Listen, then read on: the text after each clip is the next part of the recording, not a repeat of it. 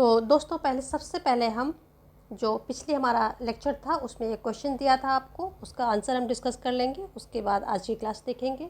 तो क्वेश्चन क्या था, प्रिज्मेटिक सोसाइटी में किस देश को उदाहरण के लिए रखा गया था। जैसे कि फ्यूज सोसाइटी में चाइना एंड थाईलैंड को लिया गया था, और जो डिफ्रेक्टेड थी उसमें अमेरिकन यूएसए की सोसाइटी को लिया गया था अध्ययन के लिए।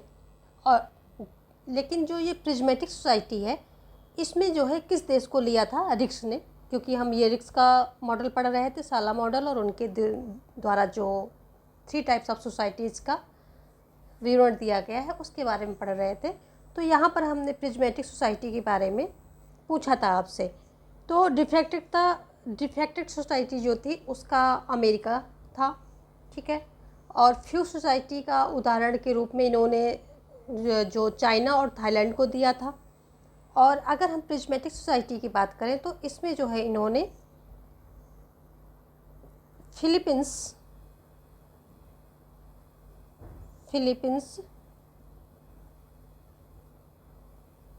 एंड थाईलैंड को लिया था इन्होंने इसमें। तो ये भी आप याद रखेंगे, कभी इससे आ जाए क्वेश्चन कि प्रिज्मेटिक सोसाइटी में किन देशों को इन्होंने उदाहरण के तौर पे लिया था या किन देशों का अध्ययन किया था प्रिज्मेटिक सोसाइटी का जो विवरण देने के लिए। तो ये था फिलीपींस और थाईलैंड, ये 2 देश थे, ठीक है। Hi everyone, this is Pratima Singh and welcome back to Pol Path. आप लोक प्रशासन पढ़ रहे हैं, यानी कि पब्लिक एडमिनिस्ट्रेशंस के आप लेक्चर्स यहाँ पर ले रहे हैं, जो कि सभी एग्ज़ाम जैसे कि पीजीटी, नेट, सेट या जो भी एग्ज़ाम्स में लोक प्रशासन टॉपिक आपका दिया हुआ है उन सभी से संबंधित ये लेक्चर जो है इम्पॉर्टेंट हो जाता है। यहाँ पर आपको जो हैंड रिटन नोट्स मिलेंगे हमारे, यदि आप टेलीग्राम ज्वाइन करते हैं तो वहाँ पर आपको जैसे जैसे क्लासेस आगे बढ़ती जाएंगी वैसे वैसे हमारे टेलीग्राम पे आपको हैंड रिटन नोट्स मिलते जाएंगे। तो आप उसके लिए पोल पाथ के नाम से सर्च करके ज्वाइन कर सकते हैं। डिस्क्रिप्शन में इसका लिंक भी दिया गया है, तो आप उसके द्वारा भी हमें ज्वाइन कर सकते हैं। प्लस मैं बताना चाहूँगी कि डिस्क्रिप्शन में सारी लिस्ट लगी हुई हैं कोर्स वीडियोज़ की, प्रैक्टिस की, तो आप उन्हें भी अवेल कर सकते हैं और अपनी प्रिपरेशन वहाँ से कर सकते हैं नोट्स बना करके। और अब हम आज के अपना लेक्चर शुरू करते हैं। आज हम डिस्कस करेंगे फ्रेडरिक्स का, हमने लगभग सारे इंपॉर्टेंट पॉइंट देख लिए थे, ठीक है। आज हम संगठन के सिद्धांतों पे डिस्कस करेंगे, लेकिन जैसे हमेशा की तरह उससे पहले आपको एक क्वेश्चन लेना है और उसका आंसर देना है। गुलिक का जो पोस्टकाप था, गुलिक का पोस्टकाप किसके प्रशासन तत्वों पर सुधार है, किसके, यानी कि किसने प्रशासन के तत्व दिए थे और उसी का एक इम्प्रूवाइज फार्मूला या एक उसी में थोड़ा सा इम्प्रूवमेंट करके गुलिक ने जो है अपना पोस्टकाप दिया है। तो आपका, यदि आपको आंसर पता है तो फटाफट आंसर कीजिए, नहीं पता है तो ध्यान रखिए, ये आपको आगे लेक्चर में मिलेगा, लेकिन छुपा हुआ रहेगा। जब सारा बहुत फोकस के साथ सारी बातें सुनेंगे तो ही आपको आंसर मिल पाएगा। तो ध्यान रखिएगा कि गुलिक का पोस्टकाप किसके प्रशासन तत्वों का इम्प्रूव तरीका है या किसके प्रशासन तत्वों का एक सुधार है। चलिए देखेंगे, ये क्वेश्चन आप ध्यान में रखेंगे और हमें आंसर देंगे। तो आज हम पढ़ेंगे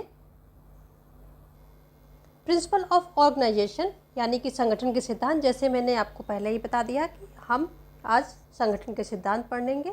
इसके पहले हमने फ्रेडरिक्स को पूरी तरह से कंप्लीट कर लिया है, उनके सारे जो इम्पोर्टेंट पॉइंट हैं, उनके सारे इम्पोर्टेंट जो उन्होंने मॉडल दिए हैं, उनके दृष्टिकोण हैं, उन सभी के विचारों को हमने डिस्कस कर लिया है पहले ही। आज हम संगठन के सिद्धांत से शुरुआत करेंगे। संगठन के व्यवस्थित अध्ययन तथा विशेषता को हम 19वीं सदी के बाद तथा 20वीं सदी के समय में देख सकते हैं।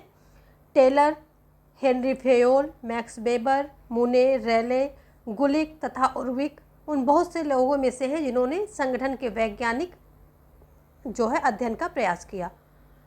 अपने प्रयोगों के आधार पर टेलर ने संगठन में कार्यकुशलता तथा मितव्ययिता में सुधार के उद्देश्य से व्यापक वैज्ञानिक प्रबंधन के सिद्धांत निर्मित किए। टेलर का नाम इसमें बहुत फेमस है। ये पहले व्यक्ति थे जिन्होंने इतने व्यवस्थित ढंग से इस जो है सिद्धांत का विवेचना की थी। वैज्ञानिक प्रबंध के सिद्धांत दिए थे इन्होंने। और एक सफल फ्रांसीसी प्रबंधक तथा उद्योगपति हेनरी फेयोल ने 1916 में अपनी पुस्तक जनरल एंड इंडस्ट्रियल मैनेजमेंट में अपने विचार अभिव्यक्त किए। और एक जर्मन समाजशास्त्री होते हैं मैक्स वेबर। इन्होंने नौकरशाही की अवधारणा पर ध्यान सभी का केंद्रित किया। व्यापार संस्थानों तथा उद्यमों के साथ दीर्घ अनुभव रखने वाले एक उद्योगपति जेम्स मून ने एलन रेले के साथ मिलकर 1918 में ऑनवर्ड इंडस्ट्री लिखी। लूथर गुलिक और लिंडल उर्विक ने अपने तथा अन्य लोगों के अनुभवों तथा अध्ययनों को एकत्रित करके प्रशासन तथा संगठन के सामान्य सिद्धांतों के निर्माण में योगदान दिया। तो ये संगठन के सिद्धांत है, कैसे संगठन का सिद्धांत जो है कैसे कैसे अस्तित्व में आता है।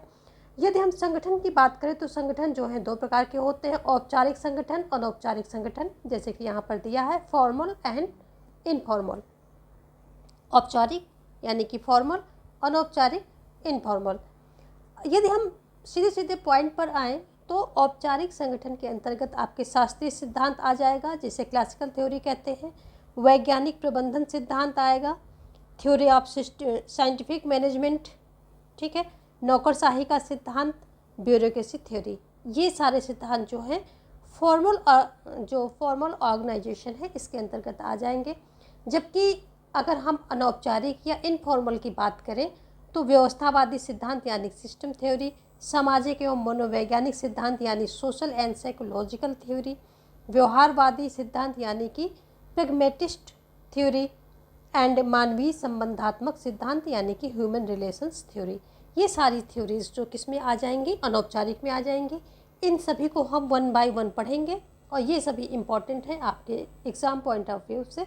हाँ, तो यहाँ पर हमने थोड़ा सा एक सेग्रीगेट करने की कोशिश की है कि कौन सी फॉर्मल औपचारिक संगठन के अंतर्गत आएंगी, कौन सी अनौपचारिक के अंतर्गत आएंगी, क्योंकि कभी कभी जो है क्वेश्चंस यहाँ से भी पुटअप कर दिया जाता है। तो अभी यहाँ पर हम सबसे पहले थोड़ा सा क्या शास्त्रीय सिद्धांत यानी क्लासिकल थ्योरी के बारे में हम अध्ययन करेंगे, यानी कि जो हमारा क्लासिकल थ्योरी है इसी को डिस्कस करेंगे। तो क्लासिकल थ्योरी यानी कि शास्त्रीय सिद्धांत, और इसको जो है पुरातन सिद्धांत भी कहा जाता है, ठीक है। यदि हम बात करें इसको और क्या कहा जाता है तो इसे प्रशासनिक प्रबंध सिद्धांत कहा जाता है।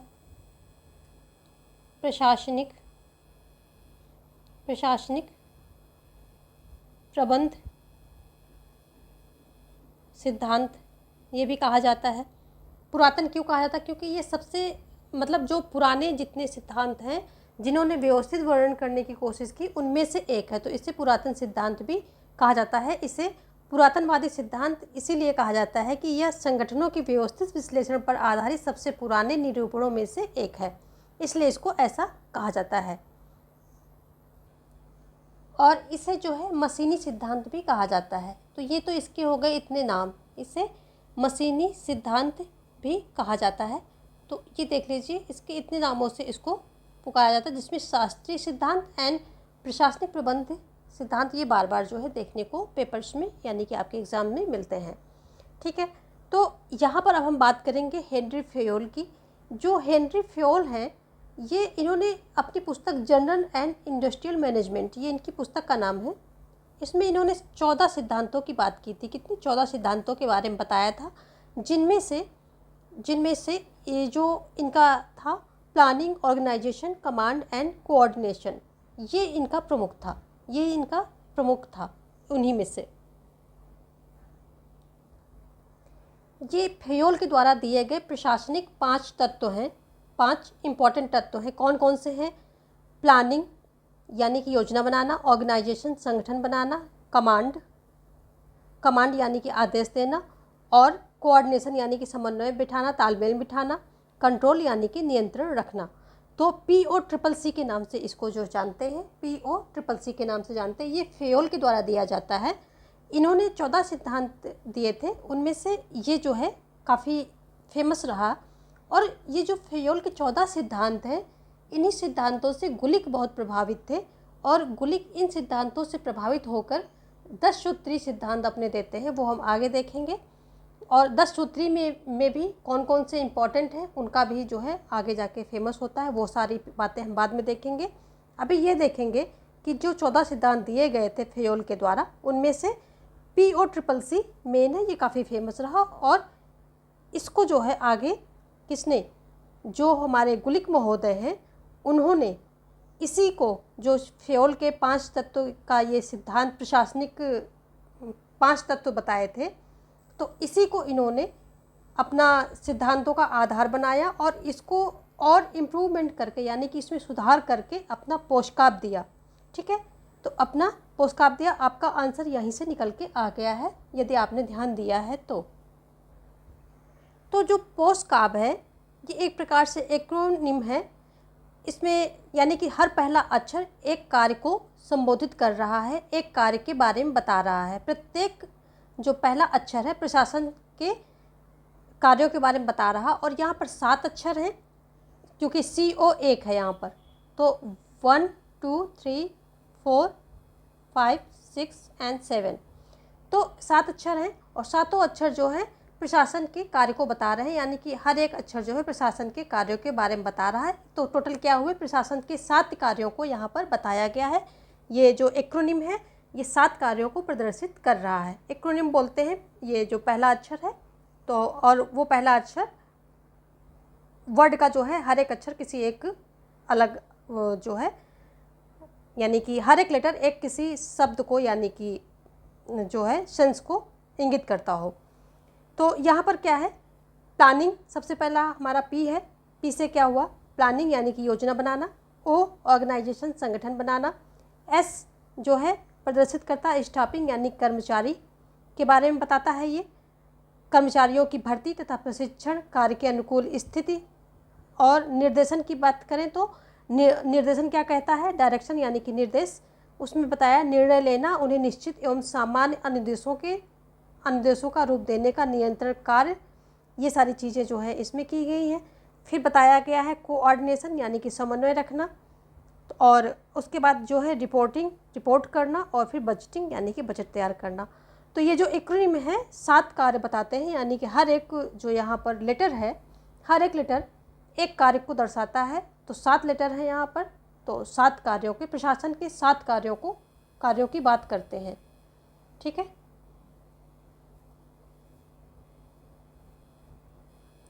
तो ये प्रशासन के 7 कार्यों की बात कर रहे हैं। कितने, 7 कार्यों की, हर एक लेटर।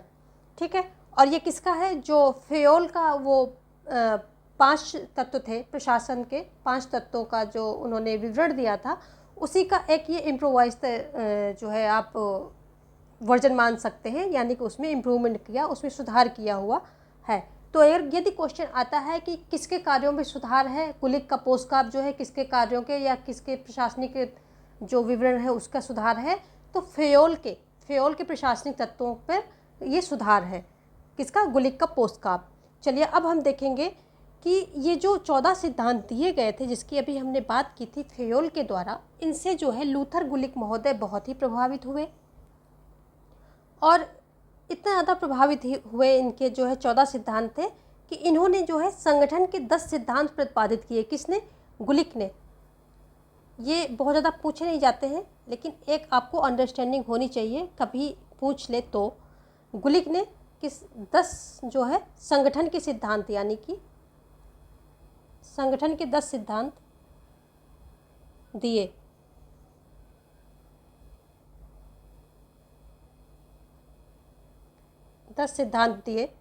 ठीक है, और ये प्रभावित किससे थे, जो हेनरी के 14 यानी कि 14 आधारभूत सिद्धांतों से बहुत ज़्यादा इनसे प्रभावित थे और इन्होंने संगठन के 10 सिद्धांत प्रतिपादित किए।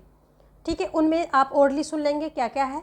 कार्य विभाजन या विशेषीकरण, दूसरा है विभागीय संगठनों के आधार, तीसरा है पद सोपान द्वारा समन्वय, चौथा है स्वदेश समन्वय, पांचवा है समितियों के अंतर्गत समन्वय, छठा है विकेंद्रीकरण, सातवां है आदेश की एकता, आठवां है स्टाफ तथा सूत्र, और 9वां है प्रत्यायोजन, 10वां है नियंत्रण का क्षेत्र।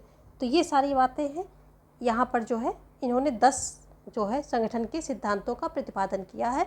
और इसी में एक महत्वपूर्ण चीज़ ये है कि जो कार्य विभाजन है, तो कार्य विभाजन करते समय उनका पहला सिद्धांत आता है सदस्यता, पहचान अथवा सरलता के 4 तत्वों पर आधारित।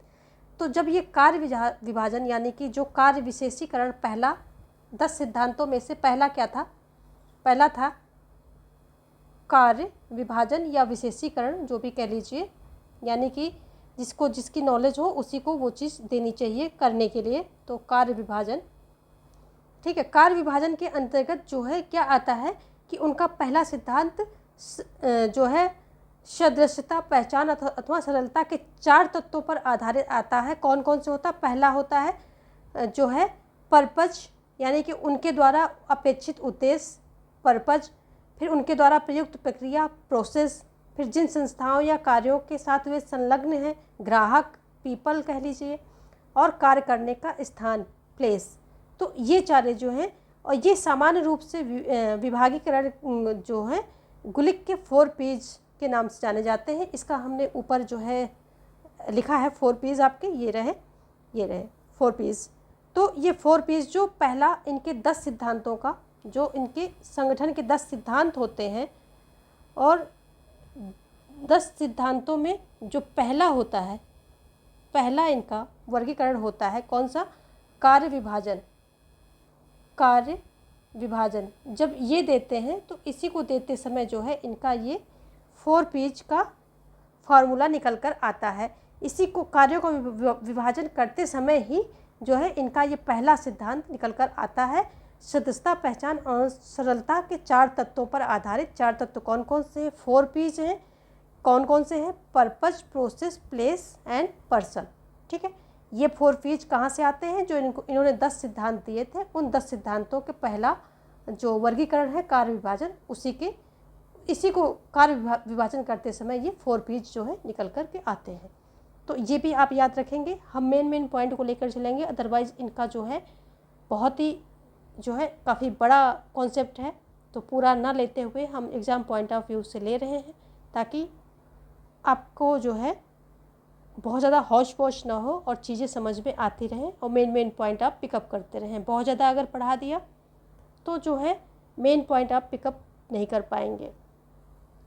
जो इनका 10 सिद्धांतों का वर्गीकरण है, 10 सिद्धांत प्रतिपादित किए हैं संगठन के लिए, तो उसमें एक इम्पॉर्टेंट है, वो आप देख लीजिए। इनका चौथा जो वर्गीकरण है, पहला तो ये हो गया कार्य विभाजन, जिसके अंतर्गत 4 P's निकल कर आते हैं। फिर चौथा होता है सूत्र एवं स्टाफ। ये थोड़ा सा आप समझ लीजिए, क्योंकि इससे क्वेश्चन बहुत बनते हैं। सूत्र एवं स्टाफ, ये क्या है? तो आप पहले सूत्र और स्टाफ के बारे में अच्छे से समझ लें।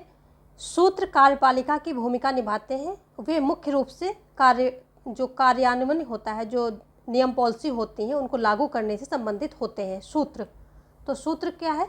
कार्यपालिका है, यानी कि कार्यपालिका कह लीजिए, या फिर जो लागू करने से संबंधित अधिकारी होते हैं उनको रख लीजिए इसमें।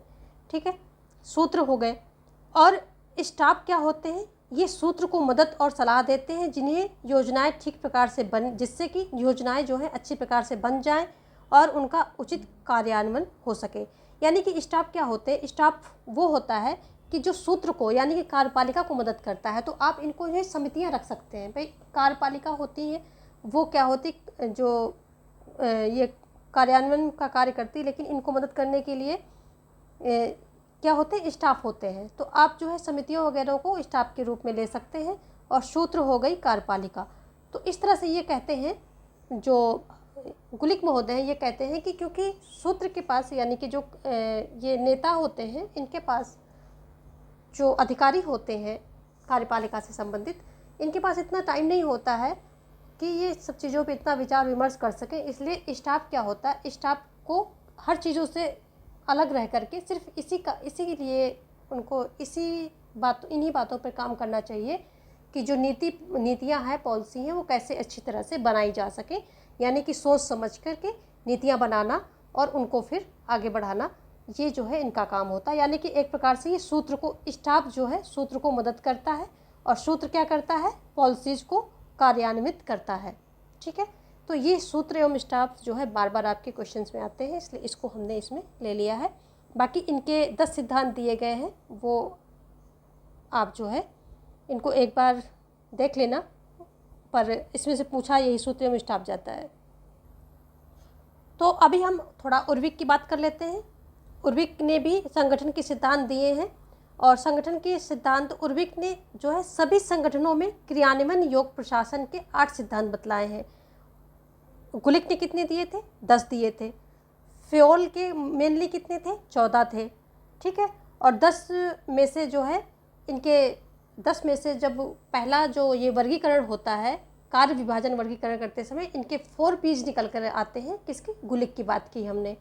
ठीक है, इसी तरह से जो फ्योल के 14 सिद्धांत थे उसमें 5 प्रशासनिक तत्व निकल के आते हैं, POCCC। ऐसे आप इसको अलग अलग करके लर्न करेंगे। अब आगे उर्विक का पूछा नहीं जाता है, बट देख लीजिए क्योंकि आगे आगे एग्ज़ाम जो है, कंपटीशन जो है आगे आगे हाई हो रहा है। तो जो संगठन के सिद्धांत के मामले में उर्विक ने कौन से 8 सिद्धांत बताए हैं, जो क्रियान्वयन योग प्रशासन के 8 सिद्धांत बताए हैं, कौन कौन से हैं, तो आप इसको ऐसे सुन लीजिए। पहला है उद्देश्य का सिद्धांत, दूसरा है अनुरूपता का सिद्धांत, तीसरा है उत्तरदायित्व का सिद्धांत, चौथा है पद सोपान या कड़ी का सिद्धांत, पांचवा है नियंत्रण के क्षेत्र का सिद्धांत, छठा है विशेषीकरण का सिद्धांत, सातवां है समन्वय का सिद्धांत और आठवां है परिभाषा या निर्धारण का सिद्धांत। उद्देश्य का सिद्धांत में क्या होता है कि सभी संगठनों के उद्देश्यों की एक अभिव्यक्ति हो, यानी कि जितने भी संगठन बनाए जा रहे हैं उनके उद्देश्यों की अभिव्यक्ति वहाँ पर दर्ज कर दी जाए, यानी कि बता दिया जाए। दूसरा अनुरूपता का सिद्धांत, सत्ता तथा उत्तरदायित्व एक दूसरे के समान होनी चाहिए। सत्ता और उत्तरदायित्व एक दूसरे के समान होने चाहिए। तीसरा, उत्तरदायित्व के सिद्धांत में क्या बताया जा रहा है कि अधीनस्थों द्वारा किए गए कार्यों का पूर्ण दायित्व अधिकारियों का है। ठीक है, चौथा, पद सोपान या कड़ी सिद्धांत में क्या होता है कि संगठन में नियमानुसार संरचना होनी चाहिए। पांचवा, नियंत्रण के क्षेत्र का सिद्धांत, यानी कि जो है जितने भी क्षेत्र हैं उसमें जो है नियंत्रण बनाकर जो एक निश्चित नियंत्रण, यानी कि जितना जरूरी है उतना नियंत्रण वहाँ पर होना ही चाहिए। छठा है विशेषीकरण का सिद्धांत, एक व्यक्ति को एक ही कार्य तक सीमित रखना, यानी कि जो स्पेशलाइजेशन जिस व्यक्ति के पास है उस व्यक्ति को बस उसी कार्य तक सीमित रखो, ताकि वो एक तो उसके पास स्पेशलाइजेशन है प्लस उसी कार्य को बार बार करके वो इतना दक्ष हो जाता है कि वो काम क्या होता है, तेज़ी में होता है, तो कम टाइम में ज़्यादा जो है काम होने की वहाँ पर चांसेस क्या होते हैं, होता ही है। और समन्वय का सिद्धांत, यानी कि सब में तालमेल बिठाना, और परिभाषा निर्धारण का सिद्धांत, यानी कि प्रत्येक व्यक्ति के लिए स्पष्ट आदेश, यानी कि प्रत्येक व्यक्ति के लिए स्पष्ट आदेश होना चाहिए कि आपको इतने समय में इतना कार्य करना है, यानी कि इतने समय में इतना काम जो है डिसाइडेड है और ये करना है, ये कार्य आपका है आप करेंगे, ये काम फला का है वो फला इंसान करेगा, यानी कि सबके अपने अपने कार्य जो है टोटली डिसाइडेड हो, पहले से ही वो स्पष्ट आदेश के रूप में दे दिए जाए कि ये काम जो है इस व्यक्ति के हैं, वही है। यहाँ भी कार्य विभाजन आ गया कि आपको ये काम करना, आपको ये काम करना। उससे क्या होगा कि सभी अपना अपना काम में फोकस करेंगे और अपने अपने टास्क को पूरा करेंगे। यदि वहाँ पर डिफाइन नहीं किया गया कार्यों को तो वो एक दूसरे का सभी जो है एक दूसरे के सहारे रह जाएंगे, ठीक है वो कर लेगा, नहीं, कार्य पूरी तरह जो है डिवाइडेड और डिफाइंड होने चाहिए। ये इसमें जो है किसका, जो उर्विक हैं इन्होंने 8 सिद्धांत दिए हैं प्रशासन से संबंधित। और जैसे कि सभी विचारधाराएं, सभी सिद्धांतों की आलोचना होती है, कोई ना कोई फिर उसका आलोचना करता है, फिर उसमें या तो सुधार करता है या फिर उसकी जगह पर कुछ दूसरा सिद्धांत लाया जाता है। तो उसी प्रकार जो है इसकी भी आलोचना होती है। कई सारे जो है मेनली तो प्रबंधक जो होते हैं वो आलोचना करते हैं, क्योंकि इन्होंने जो है एक जो है कि बड़े तथा जटिल संगठनों में गुलिक के सूत्र तथा स्टाफ कार्य वास्तविकता से दूर है। और 4 P's के आधारों की बात करते हुए ये कहते हैं कि उत्तरदायित्व तथा विशेषीकरण का विभाजन कार्य, प्रक्रिया, उद्देश्य अथवा स्थान के आधार पर ही हो सकता है। और इसमें जो है स्पष्ट पुरातनवादी सिद्धांत से यहाँ पर कुछ बहुत ज़्यादा स्पष्ट नहीं किया गया है, ऐसा ये कहते हैं।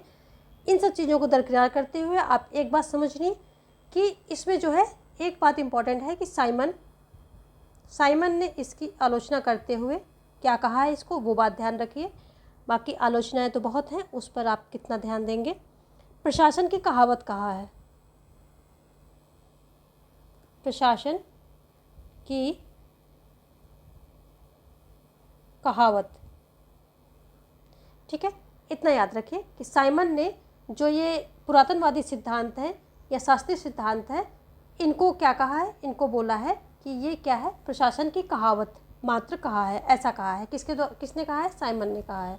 तो ये आप याद रखेंगे, ये इम्पॉर्टेंट है। बाकी और जो भी आप याद रख सकते हैं बहुत अच्छी बात है।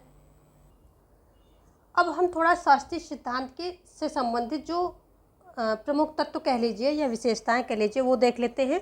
ओरली ही देखेंगे, ओरली हम इसको बताएंगे और आप इसको ध्यान से सुन लेंगे। चाहे तो आप नोट डाउन कर सकते हैं, अन्यथा आपको जो है इसका रिटन वर्क मिल जाएगा, ठीक है। तो हम सिद्धांत की विशेषताएं देख रहे हैं, शास्त्रीय सिद्धांत से संबंधित कुछ विशेषताएं। इनमें से पहली जैसे है कि इसमें लोक प्रशासन के सिद्धांत को सार्वभौमिक बनाया गया। दूसरा क्या है, मेन शास्त्रीय सिद्धांत ने लोक प्रशासन को एक विज्ञान के रूप में माना और वैज्ञानिक दर्जा प्राप्त किया। तीसरा क्या है, शास्त्रीय सिद्धांत ने लोक प्रशासन एवं निजी प्रशासन में अंतर नहीं किया। और चौथा क्या है, इसने राजनीतिक प्रशासन द्विभाजन के सिद्धांत का समर्थन किया। पाँचवीं की बात करें तो पाँचवें पॉइंट में इसमें जो मुख्य विशेषता है कि इसमें कार्यकुशलता एवं मितव्ययिता पर बल दिया गया। छठा पॉइंट देखें तो इसने तथ्यों पर अधिक बल दिया है। सातवां अगर पॉइंट मेन जो है वो है कि इस सिद्धांत ने औपचारिक संगठन पर बल दिया। आठवां पॉइंट है, इसने मनुष्यों को आर्थिक मानव के रूप में देखा और लिखित कानून पर बल दिया। नौवां पॉइंट क्या है कि इसमें विचारकों ने संगठन को बंद प्रणाली के रूप में देखा। तो ये कुछ खास विशेषताएं हैं इस सिद्धांत की। इस सिद्धांत से संबंधित जो प्रमुख तत्व हैं वो हैं। तो आज हमने जो है शास्त्रीय सिद्धांत को देखा और आगे हम इसी क्रम में आगे बढ़ते हुए वैज्ञानिक प्रबंधन का सिद्धांत देखेंगे जो विंस्लो टेलर के द्वारा दिया गया है, ठीक है। इसको हम देखेंगे अपने नेक्स्ट लेक्चर में। आज का लेक्चर हम यहीं वाइंड अप करेंगे और जितने भी लोग सेशन से जुड़े हुए हैं वो सेशन को लाइक कर देंगे, यानी कि वीडियो को लाइक कर देंगे और अपने दोस्तों में शेयर कर देंगे। यदि सेशन आपको पसंद आ रहा है तो फटाफट से सब्सक्राइब कर लें, बिल्कुल भी देरी मत करें, तुरंत सब्सक्राइब कर लें। Please do subscribe, share and like my video. Thanks for watching, have a great life.